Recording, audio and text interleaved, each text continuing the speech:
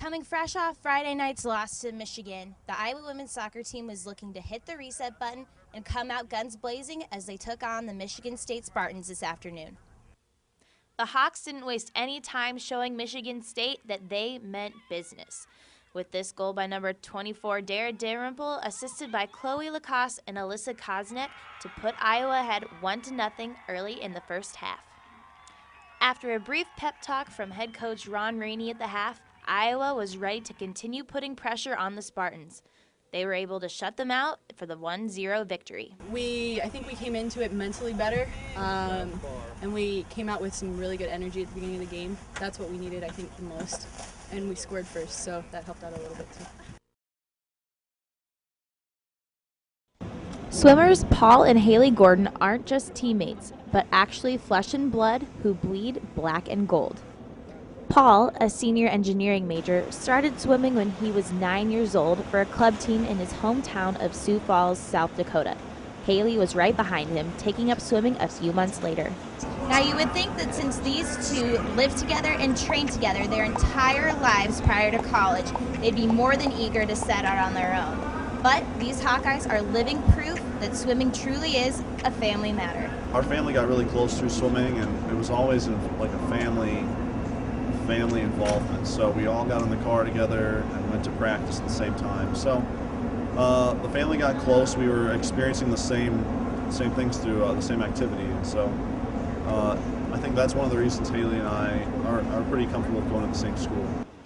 Haley, a sophomore, committed to Iowa after she saw how much Paul loved the school and likes how he gives her that positive big brother feedback, just like when they were kids. When we swim together, Paul usually picks out little things. He pays attention to the details way more than I do, so he always gives me really good feedback, and I take a lot away from it. These swimming siblings also have a little brother, Jack, who is a senior in high school and thinking about coming to swim for Iowa too. That would make for 3 Gordons in the pool, bringing the entire family back together once again. Annie Satowski, DITV Sports. UI student athletes are well known for making big plays on the field and in competition, but a group of Hawkeyes are making an even bigger impact in the lives of others through a university community service program. It's called Hawkeye Pride, a program that began in 2002 as a way for student athletes to promote the qualities of good character in elementary schools in the Iowa City area. The athletes teach a series of lessons in the classroom, but also help out at lunch, play with the kids at recess, and do individual tutoring. Now the letters in Hawkeye Pride stand for perseverance, respect, integrity, determination, and equality. Not only are these words teaching important life lessons, but are giving the kids at Roosevelt Elementary the chance to get up close and personal with some of their favorite Hawks. This is track and field athlete Michaela Hate's second year in the program. She realizes that her role as an Iowa athlete is to be a positive role model for kids, but sometimes that means just being there to listen. Last year I saw this kid playing by himself and went over to talk to him, and he's like, yeah, I don't have very many friends, no one likes me, and I was really sad. A teacher came up to me afterward and she's like, thank you so much for talking to him, he just needs someone to talk to. And I don't know, I felt like really good after that, I guess, or I felt like I actually kind of helped him. 6th grade Roosevelt teacher Vicki Saunders has noticed a change in her students since the program began and hopes to keep Pride coming back every year. Annie Satowski, Daily Iowan TV Sports. Iowa tennis player Chris Spear hasn't seen any competition action since his freshman year of college. But today, in his semi-debut season, he holds the best record on the team. At the beginning of the 2011 season, Spear hadn't started in a match in exactly 1,071 days. But he finally got his chance at the Purdue Invitational a few weeks ago. Spear took home the Flight B back draw title and the Flight C doubles main draw title that weekend to lead him to his praiseworthy 8-1 record. The 21-year-old Illinois native credits his long-awaited return to the lineup to maintaining a positive attitude and knowing that his shot would come soon enough. Every day has been the same. I mean, me playing or not, I've given it 110% each time, and there hasn't been days where just because I wasn't playing that I just didn't care out there. I mean, I've given it all every day, and that's, me doing that for the last 3 years has given me the opportunity to be where I am now.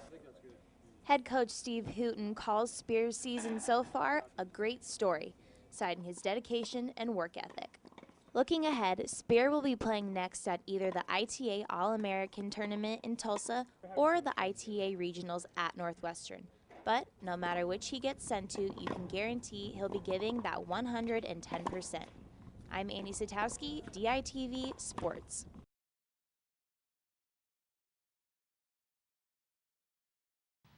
While it does in fact appear that the economy is improving nationwide, many college students, like here at the University of Iowa, are still feeling the hurt when it comes to tuition and other student fees. Tuition alone at the average public university jumped a dramatic 8.3% from last year, and that doesn't even take into account other student fees, room, board, or the cost of living off campus. This harsh reality not only has current students thinking about whether or not they will be able to afford continuing studying at their college, but is also influencing the decision of future students. Now, this is especially true when it comes to choosing whether to stay in-state and pay lower tuition or to go away for school.